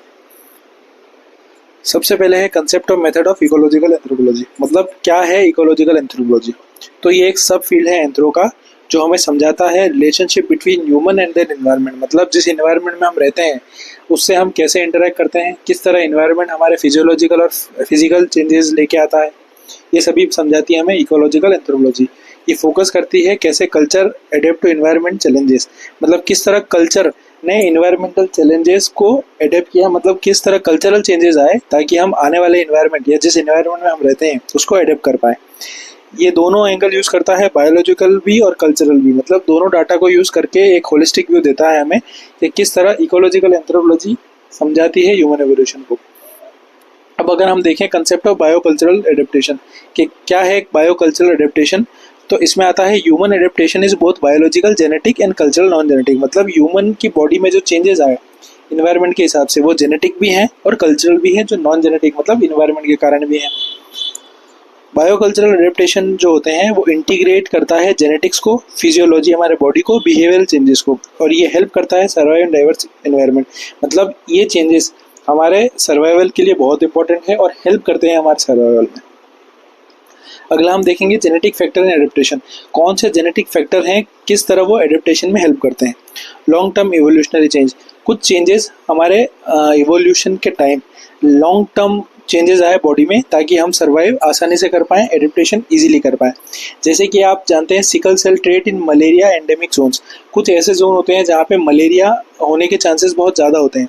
वहाँ की पॉपुलेशन में ऐसा देखा गया है कि जो जीन है उसमें एक तो जीन नेचुरल नॉर्मल जीन होती है और एक सिकल सेल वाली जीन होती है, सिकल सेल टाइप। मतलब जो सिकल सेल का मतलब होता है सेल की शेप में चेंज हो जाना, सिकल शेप की सेल हो जाती है। तो वहाँ की पॉपुलेशन में ज़्यादातर देखा गया है कि एक जीन तो नॉर्मल होगी और दूसरी सिकल शेप्ड होगी, इसे बोलते हैं सिकल सेल ट्रेट। फिर है skin colour as adaptation to UV radiation. अगर मतलब कुछ ट्रॉपिकल एरिया ऐसे हैं जहाँ पर बहुत ज़्यादा सनलाइट पड़ती है, सनरेज पड़ती है, वहाँ पे अल्ट्रावायलेट रेस इतनी खतरनाक होती है, हो सकता है स्किन कैंसर भी कर दे। तो स्किन कलर वहाँ पे थोड़ा डार्क होता है। मिलेनियन पिगमेंट बॉडी में इतना ज़्यादा होता है कि अल्ट्रावायलेट रेस कम से कम बॉडी को अफेक्ट कर पाए, और मिलेनियन पिगमेंट बॉडी में हाई होता है, मतलब वो डार्क स्किन के तो होते हैं। Lactose tolerance in pastoralist society. Pastoralist society वो होती है जो डोमेस्टिक एनिमल का डोमेस्टिकेशन करती हैं, लाइफ स्टॉक रेयरिंग करती हैं, गाय भैंसे ये सब हो गई। तो ऐसे लोग क्या करते हैं, मिल्क प्रोडक्ट बहुत यूज़ करते हैं, तो वो लोग लैक्टोज टॉलरेंट होते हैं। मतलब लैक्टोज जो शुगर है वो उनके बॉडी में कोई रिएक्ट नहीं करती, आराम से इन्हीं सब चीज़ों पे वो सर्वाइव कर पाते हैं।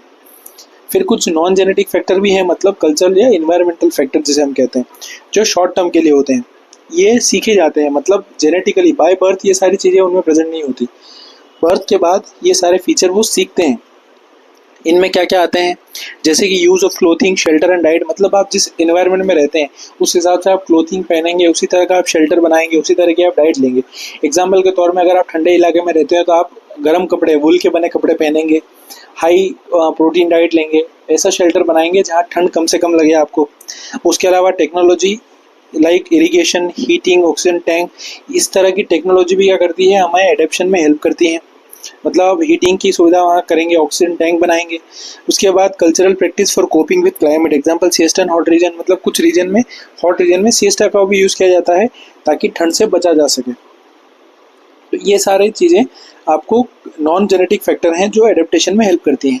अब अगर आप अलग अलग इन्वायरमेंटल स्ट्रेस देखेंगे, मतलब अलग अलग इन्वायरमेंटल रीजन में, अलग अलग इन्वायरमेंटल कंडीशन में बॉडी किस तरह चेंजेस लाती है खुद में, उसमें सबसे पहला है हॉट डेजर्ट। अगर आप हॉट डेजर्ट में रहते हैं तो आपकी बॉडी में क्या फिजियोलॉजिकल चेंजेस आएंगे, क्या बॉडी रिस्पॉन्ड करती है, जैसे कि इंक्रीज स्वेटिंग। मतलब अगर आप हॉट डेजर्ट में रहते हैं तो आपकी स्वेटिंग बढ़ जाती है ताकि कम से कम बॉडी कम से कम डिहाइड्रेट हो। उसके अलावा salt conservation, body salt conserve करती है। वेसो डायलेशन, इंक्रीज हीट लॉस, और वेसल्स आपकी बॉडी की डायलेट होती है ताकि ज़्यादा से ज़्यादा हीट का लॉस हो बॉडी से, ना कि बॉडी रिटेन करे। कल्चरल रिस्पॉन्स क्या आते हैं इसमें, कल्चरल रिस्पॉन्स मतलब इन्वायरमेंटल चेंजेस। हम क्या करते हैं, लूज कपड़े पहनते हैं, लाइट कलर क्लोथिंग पहनते हैं। जैसे राजस्थान में बहुत लोगों का अटायर धोती और कुर्ता है, क्योंकि ये लूज कपड़े हैं जो हीट को रिटेंशन कम से कम रिटेन करता है, ज़्यादा से ज़्यादा लॉस करता है। Activity schedule for cooler hours, इस तरह की एक्टिविटी शेड्यूल करते हैं ताकि ठंडे टाइम में काम करें। मतलब दिन में धूप में काम करने लोग कम निकलते हैं, शाम के टाइम या सुबह जल्दी उठकर ज़्यादा करते हैं। उसी तरह अगर इन्वायरमेंटल स्ट्रेस ठंडा हो, मतलब कोल्ड क्लाइमेट हो, तो क्या बॉडी रिस्पॉन्ड करती है और क्या कल्चरल चेंजेस आते हैं। अगर बॉडी का देखें तो शिवरिंग बढ़ जाती है ताकि हीट ज़्यादा से ज़्यादा प्रिजर्व हो सके। बेसल मेटाबॉलिक रेट, BMR, मतलब आपकी बेसल मेटाबॉलिक रेट, जो एनर्जी लॉस्ट है वो कम हो जाता है ताकि आप ज़्यादा से ज़्यादा एनर्जी सेव कर पाएँ, क्योंकि ठंड के टाइम में आपको बॉडी की एनर्जी रिक्वायरमेंट ज़्यादा होती है।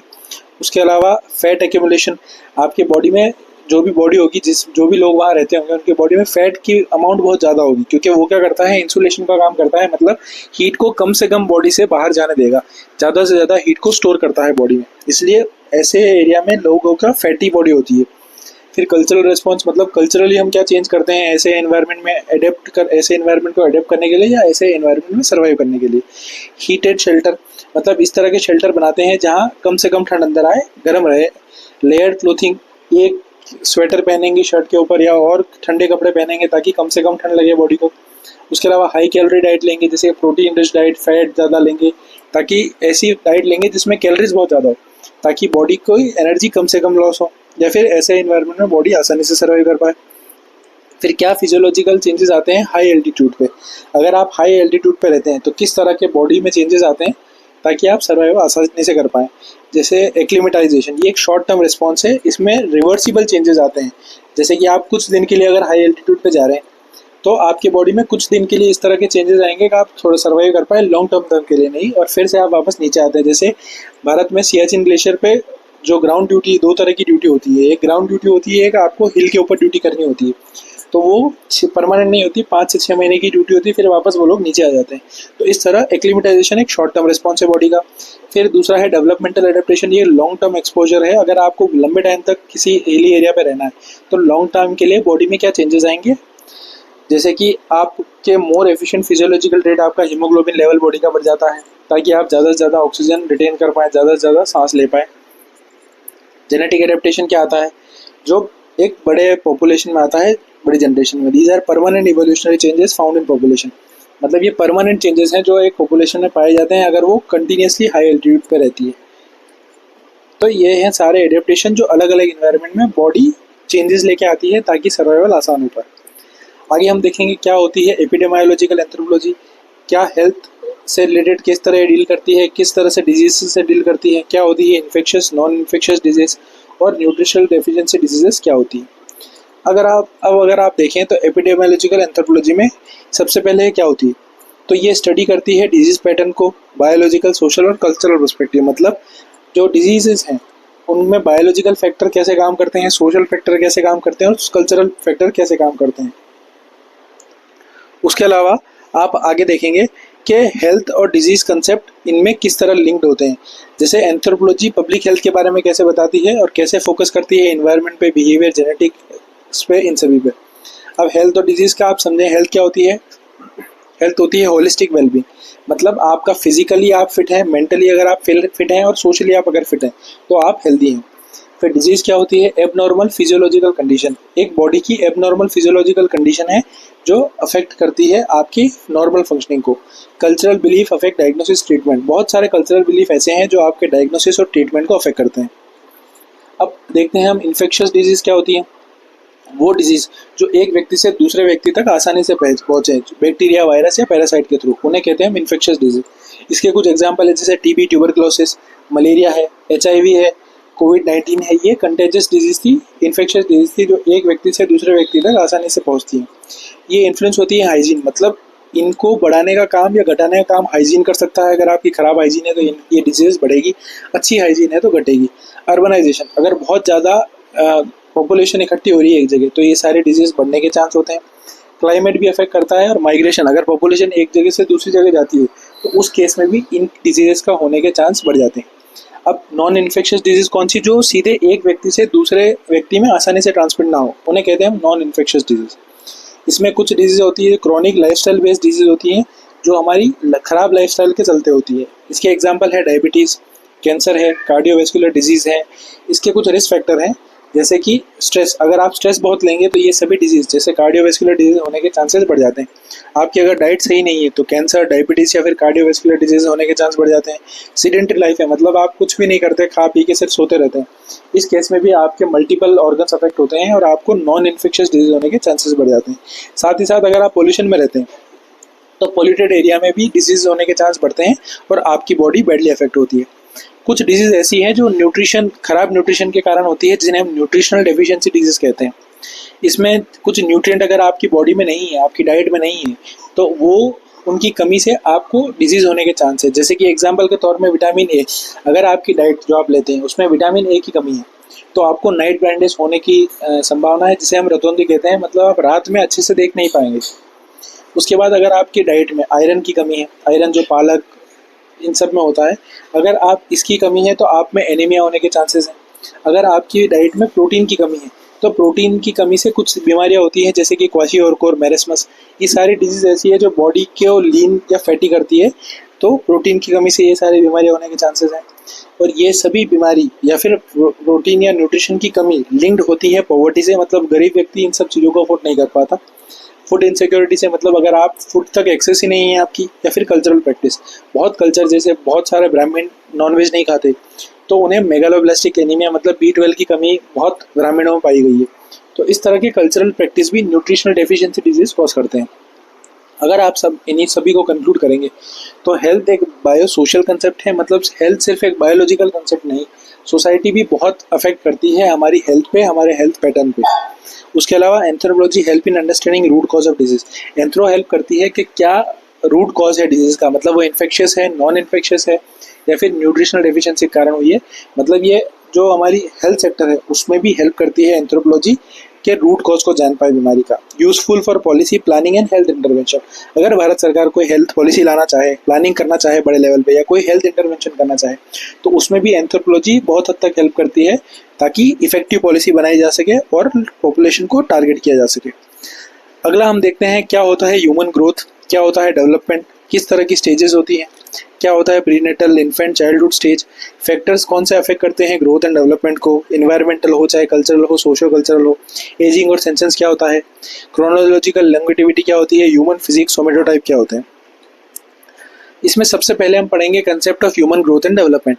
मतलब क्या होता है human growth and development. Growth का मतलब होता है increase in size and mass, मतलब जब बॉडी की साइज और वेट बढ़े, मास बढ़े, तो उसे हम ग्रोथ कहते हैं।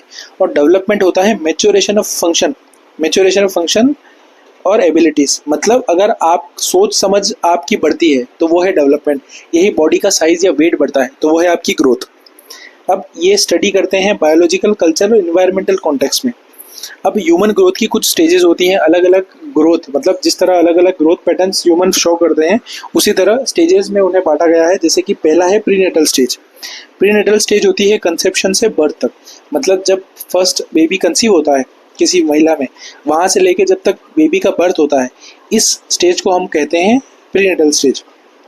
अगली स्टेज आती है नेटल स्टेज, मतलब अराउंड बर्थ, बर्थ के समय के पीरियड को हम नेटल स्टेज कहते हैं। इन्फेंसी होती है 0 से 2 साल, मतलब जब बच्चा पैदा होता है वहाँ से लेके 2 साल तक का जब बच्चा होता है उसे हम कहते हैं इन्फेंट स्टेज।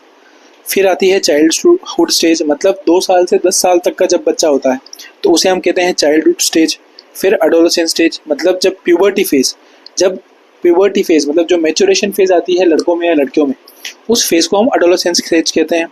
फिर आती है मैच्योरिटी, जो बायोलॉजिकल स्टेबिलिटी आती है। मैच्योरिटी मतलब जब आप इस तरह की स्टेज में आ जाते हैं जब सोच समझ भी अच्छे से पाएं और एक मैच्योर फेज में आ जाए।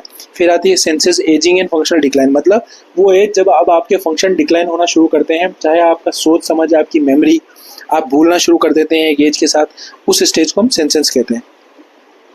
अब कुछ फैक्टर हैं जो ग्रोथ और डेवलपमेंट को अफेक्ट करते हैं। जैसे कि सबसे पहला फैक्टर है जेनेटिक फैक्टर भी है जो आपकी ग्रोथ को अफेक्ट करता है। हेरिडिटी हो गई, हार्मोन हो गए, इस तरह की चीज़ें भी आपकी ग्रोथ, अगर आपका हार्मोनल बैलेंस आपकी बॉडी का सही नहीं है तो आपकी ग्रोथ डिटेरियोरेट होगी, ग्रोथ कम हो जाएगी। फिर है इन्वायरमेंटल, कुछ क्लाइमेट है या पोल्यूशन, अगर आप पोल्यूटेड एरिया में रहते हैं तो उस केस में भी आपकी ग्रोथ अफेक्ट होगी। आगे चलकर देखते हैं बायोकेमिकल एंजाइम्स, ये भी कुछ चीज़ें हैं जो आपकी ग्रोथ को अफेक्ट करते हैं।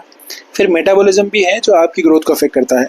साथ साथ nutrition, intake of protein, vitamin, mineral, अगर आप प्रोटीन सफिशिएंट नहीं ले रहे, विटामिन सफिशिएंट नहीं ले रहे या मिनरल सही नहीं ले रहे, जैसे कि हमने पहले भी डिस्कस किया, तो बहुत सारी ऐसी बीमारियां हैं जो आपको हो सकती हैं, जैसे कि क्वासिओरकोर, मेरिस्मस, नाइट ब्लाइंडनेस, ये सारी बीमारियां आपकी ग्रोथ और डेवलपमेंट को अफेक्ट कर सकती हैं। कल्चरल, जैसे कुछ बिलीफ या प्रैक्टिसेस ऐसी हैं जो आपकी ग्रोथ और डेवलपमेंट को अफेक्ट करती हैं, जो सोसाइटी से सोसाइटी वेरी करती हैं। फिर कुछ सोशियो इकोनॉमिक स्टेटस भी है या फिर सोशियो इकोनॉमिक फैक्टर भी हैं, जैसे कि हेल्थ केयर, सैनिटेशन आपका कैसा है। अगर आप लो इनकम ग्रुप हैं तो भी आप अच्छा न्यूट्रिशन अफोर्ड नहीं कर पाएंगे और ऐसे केस में आपकी ग्रोथ और डेवलपमेंट दोनों अफेक्ट होगी। अब हम देखते हैं एज और सेंसेंस क्या होता है। तो सेंसेंस होता है प्रोग्रेसिव डिटेरियोरेशन विद एज, मतलब बढ़ती एज के साथ जो आपके फंक्शन, बॉडी के फीचर, फिजियोलॉजिकल फीचर या फिर आपके मेंटल फीचर, ये सभी घटने लगते हैं, उसको कहते हैं हम सेंसेंस। क्रोनोलॉजिकल एज मतलब आपकी एक्चुअल एज, उम्र में, मतलब आप 10 साल के हैं या 15 साल के हैं या 25 साल के हैं। वहीं बायोलॉजिकल एज मतलब फंक्शनल स्टेटस, मतलब आप फंक्शन के हिसाब से किस उम्र के हैं। अगर आपको आप बूढ़ों में काउंट किया जाएगा, अडल्ट में काउंट किया जाएगा, बच्चों में काउंट किया जाएगा, वो बायोलॉजिकल एज होती है। अब कुछ थ्योरीज हैं जो एजिंग को बताती है, जैसे genetic theory, wear and tear theory, free radical theory, मतलब जेनेटिक थ्योरी बताती है, वियर एंड टियर थ्योरी, ये सारी थ्योरी हैं जो आपकी एजिंग को एक्सप्लेन करती हैं।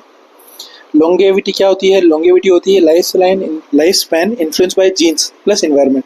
मतलब आप कितने साल जिएंगे वो जीन और इन्वायरमेंट मिलके अफेक्ट करते हैं, मिलके डिसाइड करते हैं कि आपका लाइफ स्पैन कितना होगा। उसे कहते हैं लॉन्गेविटी, कि आप कितना जिएंगे। अब है ह्यूमन फिजिक और सोमेटोटाइप क्या होते हैं। तो विलियम शेल्डन है जिन्होंने सोमेटोटाइप के बारे में बताया, मतलब ह्यूमन बॉडी को अलग अलग फीचर के हिसाब से अलग अलग क्लासीफाई किया। तो इसमें सबसे पहले उन्होंने बताया एक्टोमॉर्फ। एक्टोमॉर्फ वो लोग जो स्लिम होते हैं, नैरो होते हैं और जिनके शोल्डर्स नैरो होते हैं, छोटे शोल्डर्स होते हैं। फिर दूसरे कैटेगरी के लोग आते हैं मीजोमॉर्फ, जिनका मस्कुलर बॉडी होती है, एथलेटिक पर्सनैलिटी होती है, कोई भी काम में उनका स्टेमिना बहुत अच्छा होता है। फिर आते हैं एंडोमॉर्फ, जो गोल मोटोल होते हैं, राउंड से, जिनमें बहुत ज़्यादा फैट देखने को मिलता है, हाई फैट स्टोरेज होता है, हाई इंसुलेशन होता है। Use to study body build, performance and disease risk. मतलब ये तीनों कैटेगरी इसलिए बनाई गई ताकि हम डिजीज का पैटर्न समझ पाएं। मतलब कुछ तरह की बीमारी हाई फैट से रिलेटेड अगर हो तो एंडोमॉर्फ वो पॉपुलेशन है जो हाईली ससेप्टेबल है उस तरह की बीमारी होने की। अगर कुछ तरह की बीमारी एथलीट में होने के चांस है, मतलब बहुत हाई एनर्जी हाई काम करेगा तो कार्डियोवैस्कुलर हार्ट अटैक आने के चांस है, तो मिजोमॉर्फ उस तरह की बीमारी के लिए ससेप्टेबल है। तो इस कारण से इन्हें क्लासीफाई किया गया है विलियम शेल्डन द्वारा। अब हम पढ़ते हैं मेथड ऑफ स्टडिंग ग्रोथ। वो कौन से मेथड है जिससे हम ग्रोथ की स्टडी कर सकते हैं। सो कुछ डायमेंशन है जैसे कि एंथ्रोपोमेट्री, मेजरिंग बॉडी डायमेंशन। ये एंथ्रोपोमेट्री वो साइंस है जो डील करती है बॉडी के डायमेंशन से, क्या हाइट है, क्या वेट है, बीएमआई क्या होगा। फिर लॉन्गिट्यूडनल स्टडीज, सेम इंडिविजुअल और टाइम, मतलब एक सेम इंडिविजुअल को टाइम के हिसाब से स्टडी करती है कि कितनी ग्रोथ उसमें हुई, कैसे रिटार्डेशन हुआ और क्यों हुआ। Cross sectional study, different age group at one time, अलग अलग एज ग्रुप को स्टडी करती है साइंस के ग्रोथ किस तरह का चल रहा है, क्या एनवायरनमेंट उसमें अफेक्ट कर रहा है, किस तरह का पैटर्न में फॉलो कर रहा है। फिर है growth chart, tracking developmental norms useful in paediatrics, nutrition, public health. और ग्रोथ चार्ट क्या करता है, डेवलपमेंट को समझाता है, जो ज़्यादातर पीडियाट्रिक्स जो बच्चों के विज्ञान है उसमें हेल्प करती है, न्यूट्रिशन में हेल्प करती है और पब्लिक हेल्थ में हेल्प करती है। तो चलिए अब जानते हैं relevance of menarche, menopause, other bio events of fertility, fertility pattern and differentials, ये सब क्या होते हैं। सबसे पहले है मेनार्की। कुछ बायोलॉजिकल इवेंट है जिसमें मेनार्की का मतलब होता है ऑनसेट ऑफ मेंस्ट्रुएशन, मतलब जब पहली बार किसी महिला के पीरियड्स आते हैं। मेनोपॉज, एंड ऑफ मेंस्ट्रुएशन, मतलब पीरियड्स खत्म हो जाते हैं, एंड हो जाता है, उसको बोलते हैं मेनोपॉज। मतलब ये एक फर्टिलिटी पीरियड होता है। This define reproductive window. Menarche से लेके मेनोपॉज तक एक रिप्रोडक्टिव विंडो बताता है, मतलब इस पीरियड में एक महिला कंसीव कर सकती है, मेनोपॉज के बाद नहीं कर सकती और मेनार्की से पहले नहीं कर सकती। और ये this is vital for female fertility pattern. ये हमें समझने में मदद करता है कि फीमेल की फर्टिलिटी के क्या पैटर्न होते हैं। अब इनका रिलेवेंस क्या है। Early menarche, longer reproductive life. अगर किसी महिला में बहुत जल्दी मेनार्की या फिर फर्स्ट पीरियड्स आ जाते हैं तो उनकी रिप्रोडक्टिव लाइफ बहुत लंबी होती है। लेट मेनोपॉज, एक्सटेंडेड फर्टिलिटी, और अगर मेनोपॉज भी लेट आएंगे तो मतलब वो फर्टिलिटी विंडो उनकी बड़ी हो जाती है। इसका मतलब फर्टिलिटी उनकी बहुत ज़्यादा बढ़ जाती है। लेट मेनार्की, अर्ली मेनोपॉज, अगर बहुत लेट मेनार्की आई और बहुत अर्ली मेनोपॉज आया तो उनकी रिप्रोडक्टिव स्पैन कम होगा और वो रिप्रोडक्टिव विंडो उनकी छोटी होगी। Influence by genetic, nutrition, stress and environment. ये सभी फीचर और ये सभी प्रॉपर्टीज अफेक्ट होती है जेनेटिक से, मतलब जेनेटिक भी इन सब में रोल प्ले करती है इनको अर्ली आने में और लेट मेनोपॉज होने में। उसके अलावा न्यूट्रिशन भी बहुत हद तक हेल्प करता है हार्मोनल बैलेंस पे और इम्बैलेंस पे। स्ट्रेस भी अफेक्ट करता है हार्मोन पे और ब्रेन के फंक्शनिंग पे, और उसी के साथ साथ ये दोनों मेनार्की और मेनोपॉज अफेक्ट होते हैं। साथ ही साथ इन्वायरमेंट, हॉट हो कोल्ड हो, ये सारे इन्वायरमेंट अफेक्ट करते हैं इन दोनों इवेंट्स पे। Other biological events impacting fertility, जैसे कि ओव्यूलेशन साइकिल पैटर्न। कुछ ओव्यूलेशन साइकिल पैटर्न जिनके इरेगुलर पीरियड्स होते हैं वो भी फर्टिलिटी और इन इवेंट्स को अफेक्ट करता है। साथ ही साथ प्रेगनेंसी एंड लैक्टेशन, इसमें प्रेगनेंसी और लैक्टेशन भी अफेक्ट करते हैं फर्टिलिटी को। मतलब जब लैक्टेशन, मतलब जब बेबी फीड करता है उस समय पीरियड्स नहीं आते, उस समय इनफर्टिलिटी हाई होती है। साथ ही साथ कॉन्ट्रासेप्टिव यूज़, अगर कोई भी कपल कॉन्ट्रासेप्टिव यूज़ करता है तो भी फर्टिलिटी अफेक्ट होती है, जैसे कि कोई भी यूज़ ऑफ फर्टिलिटी पिल्स, उस केस में कंसेप्शन करने के चांस नील के बराबर होते हैं। साथ साथ अबॉर्शन, अगर स्पॉन्टेनियस या इंड्यूस अबॉर्शन है उस केस में भी फर्टिलिटी अफेक्ट होती है। हार्मोनल डिसऑर्डर जैसे पीसीओएस, थायराइड, इन सब प्रॉब्लम्स में आपके हार्मोन लेवल अफेक्ट होते हैं। साथ ही साथ फर्टिलिटी और इस तरह की इवेंट अफेक्ट होती है। अगला है फर्टिलिटी पैटर्न्स। फर्टिलिटी पैटर्न्स में आते हैं। फर्टिलिटी का सबसे पहले मतलब होता है नंबर ऑफ लाइव बर्थ्स पर वुमेन, मतलब कितनी एक वुमेन, एक महिला कितने जीवित बच्चों को पैदा करती है, उसे कहते हैं fertility.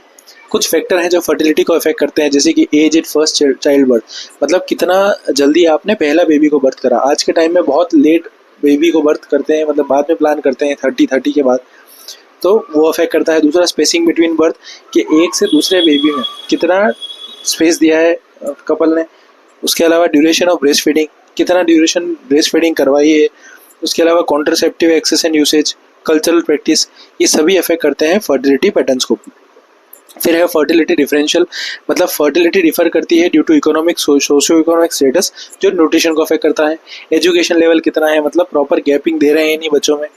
Urban versus rural residence, urban cities में जो बर्थ है वो कम होते हैं as compare to rural areas. Culture and religious norm, किसी कल्चर में एक दो से ज़्यादा बेबी अलाउ नहीं होते, कोई बहुत इसे प्रमोट करता है।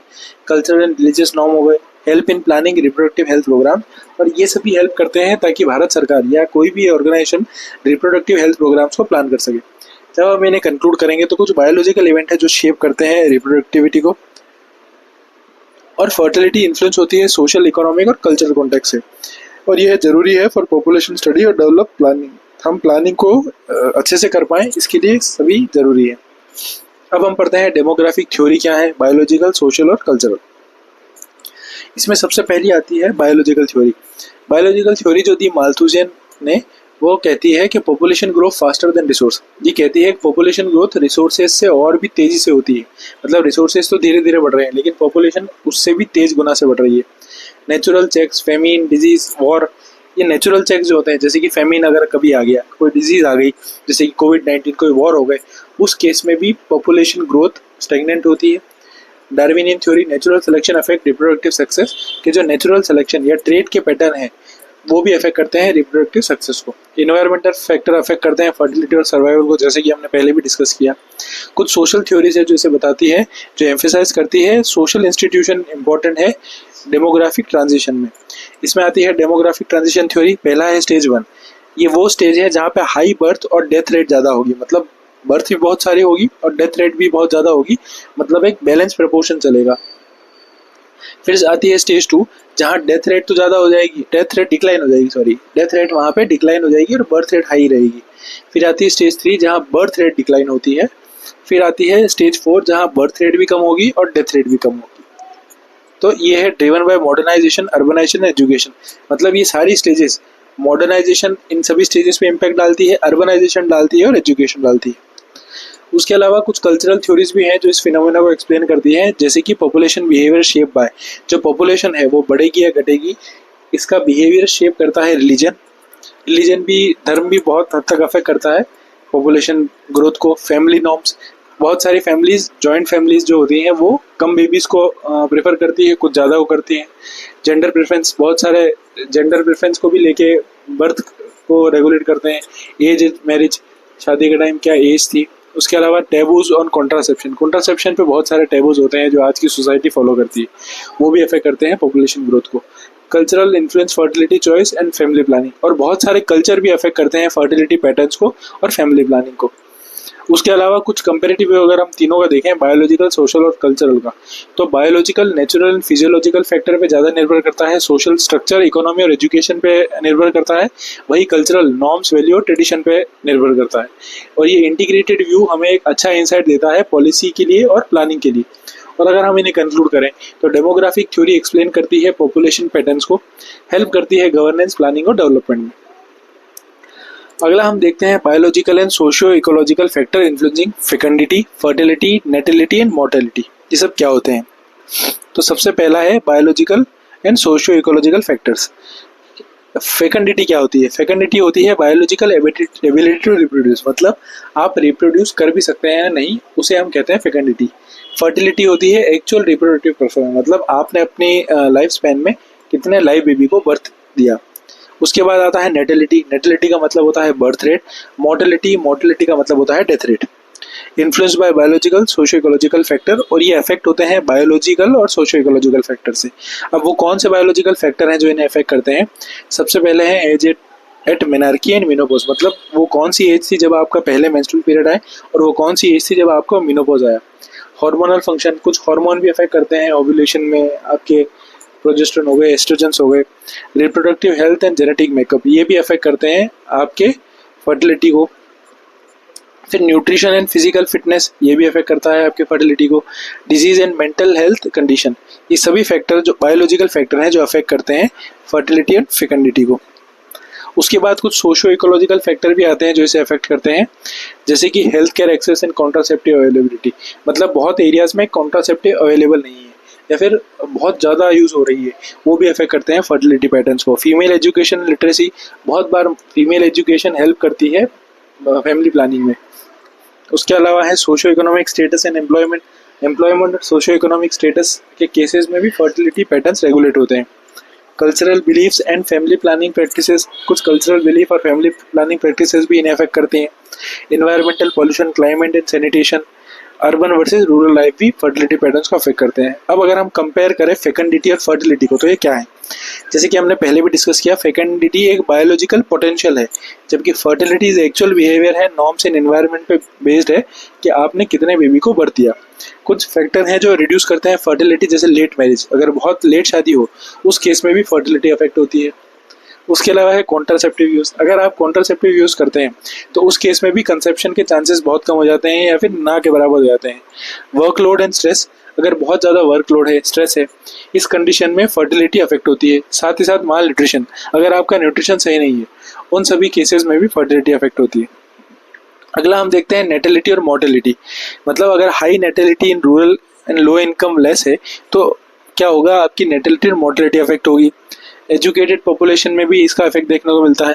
हाई मोर्टेलिटी, जब बर्थ डेथ रेट बढ़ जाती है, इसके बहुत से कारण हैं, जैसे कि पुअर हाइजीन, अगर हाइजीन सही ना हो तो बेबी की बहुत सारी डेथ होने के चांस होते हैं। दूसरा है डिजीज बर्डन, अगर डिजीज बर्डन ज़्यादा है उस केस में भी डेथ ज़्यादा होने के चांसेस होते हैं। माल न्यूट्रिशन भी अफेक्ट करता है इन सभी पे। लैक ऑफ मेडिकल एक्सेस, अगर मेडिकल एक्सेस आपके पास सही नहीं है या फिर अच्छी सुविधाएं नहीं है, उस केस में भी डेथ रेट बढ़ती है। डेवलपमेंट रिड्यूस बोथ, और डेवलपमेंट इन दोनों को कम करता है। अगर आप इसे कंक्लूड करें तो कंबाइनली बायोलॉजिकल और सोशियो इकोलॉजिकल फैक्टर फर्टिलिटी को अच्छे से एक्सप्लेन करते हैं, और एंथ्रो एक होलिस्टिक अंडरस्टैंडिंग देती है रिप्रोडक्शन और सर्वाइवल का। साथ ही साथ ये यूजफुल है पब्लिक हेल्थ प्लानिंग और पॉपुलेशन पॉलिसी में। अगला हम देखते हैं क्या एप्लीकेशन है एंथ्रोपोलॉजी के अलग अलग फील्ड में, जैसे कि स्पोर्ट्स में क्या है, न्यूट्रिशनल एंथ्रोपोलॉजी का क्या मतलब है, और अब देखते हैं उसके अलावा मेथड्स क्या है, प्रिंसिपल्स क्या है, पैटर्न क्या है, डायग्नोसिस, जेनेटिक काउंसलिंग क्या होती है, यूजेनिक्स क्या होती है, ये सभी। तो सबसे पहले एंथ्रोपोलॉजी की एप्लीकेशन देखते हैं स्पोर्ट्स एंड न्यूट्रिशन में। स्पोर्ट्स में एंथ्रो क्या काम आती है, जैसे study physics, performance and culture. Anthropology हमें हेल्प करती है स्टडी करने में फिजिक्स, परफॉर्मेंस और कल्चर के बारे में। ये हेल्प करती है किसी एथलीट सिलेक्शन और ट्रेनिंग को किस तरह से करवाना है। न्यूट्रिशन में एंथ्रोपोलॉजी क्या काम आती है, ये लिंक करती है फूड हैबिट्स को बायोलॉजी और कल्चर से, ऐड करती है पब्लिक हेल्थ और डाइट प्लानिंग में, मतलब कोई पर्टिकुलर कल्चर अगर किसी फूड पैटर्न को फॉलो करता है तो वो क्यों करता है। साथ ही साथ एंथ्रोपोलॉजी डिफेंस में भी काम आती है, ये डिज़ाइन करने में हेल्प करती है एंथ्रोपोमेट्री एंड एर्गोनॉमिक्स, मतलब अगर कोई सोल्जर है उनका बॉडी फिजिक्स के हिसाब से किस तरह डिफेंस इक्विपमेंट डिज़ाइन होंगे, हेलमेट्स कैसे डिज़ाइन होंगे, यूनिफॉर्म कैसे डिज़ाइन होंगे, एयरक्राफ्ट सीटिंग कैसे डिज़ाइन होगी, स्पेस सूट कैसे डिज़ाइन होंगे। इंश्योर करती है comfort, safety and survival in extreme environment, किस तरह एक्सट्रीम इन्वायरमेंट में ह्यूमन सर्वाइवल पॉसिबल है। मिलिट्री में भी इसका यूज़ है, स्पेस, एविएशन, डिजास्टर रिलीफ, सब जगह। उसके अलावा फॉरेंसिक एंथ्रोपोलॉजी ये हमें हेल्प करती है क्राइम्स को सॉल्व करने में। कुछ फैक्टर हैं जो डिटरमाइन करने में कि मतलब किसी डेड बॉडी है, अगर उनके उसकी एज क्या होगी, क्या सेक्स है, क्या स्टेचर है, ट्रॉमा या कॉज ऑफ डेथ क्या है, use of mass disaster, criminal investigation, archaeology etcetera. उसके अलावा ये हेल्प करती है पर्सनल आइडेंटिफिकेशन में। इसमें कुछ टेक्निक यूज होती है जैसे skull and face reconstruction, finger printing, dental record, DNA profiling etcetera. साथ ही साथ अप्लाइड ह्यूमन जेनेटिक्स क्या होती है, ये पैटर्निटी डायग्नोसिस करती है थ्रू डीएनए टेस्टिंग। उसके अलावा जेनेटिक काउंसलिंग में हेल्प करती है या फिर हेरिडिटी डिसऑर्डर पता लगाने में हेल्प करती है। उसके अलावा यूजेनिक्स एक हिस्टोरिकल कंसेप्ट है, उसके अलावा ये हेल्प करती है हमें समझने में कि डीएनए टेक्नोलॉजी को, पर्सनलाइज मेडिसिन को, जीन थेरेपी या प्रीनेटल डायग्नोसिस को। अब सीरोजेनेटिक्स क्या होता है, ये ब्लड ग्रुप्स होते हैं और एंटीजन इनहेरिटेंस, मतलब आप अपने पैटर्नल रूट से कौन से ब्लड ग्रुप इनहेरिट करेंगे, ताकि ट्रांसफ्यूजन में आसानी हो सके, प्रीनेटल टेस्टिंग में आसानी हो सके। साइटोजेनेटिक्स क्या होती है, ये कैरियोटाइपिंग और क्रोमोसोमल एनालिसिस होता है, मतलब क्रोमोसोम का स्ट्रक्चर और पूरे पैटर्न्स आप देख सकते हैं किसी सेल के। Detect genetic disease like Down syndrome, Turner syndrome, इन सभी को आप डिटेक्ट कर सकते हैं। तो ये था एंथ्रोपोलॉजी का पेपर 1, जिसमें हमने सिलेबस पूरा डिस्कस किया टॉपिक वाइज टॉपिक। और आप अगर इनकी पीडीएफ चाहते हैं तो आप हमारा टेलीग्राम चैनल ज्वाइन कर लीजिएगा।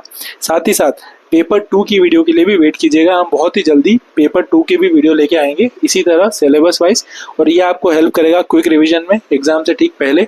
साथ ही साथ आप इसे एक मैराथन सीरीज की तरह देख सकते हैं और ये भी डिसाइड कर सकते हैं कि यूपीएससी में आपको इस ऑप्शनल को चूज करना है या नहीं, क्योंकि बहुत बार बच्चे साल खराब करते हैं, बर्बाद करते हैं कि हमें गलत ऑप्शनल चूज कर लिया। तो आपको अगर इसमें इंटरेस्ट है तो जरूर इसे चुनिए और यूपीएससी में अपनी सक्सेस को दर्ज कीजिए। साथ ही साथ आपको अगर ये वीडियो अच्छा लगा हो तो इसे लाइक करें, शेयर करें, कमेंट करें और अपने सभी यूपीएससी एस्पिरेंट को टैग करें। Thank you.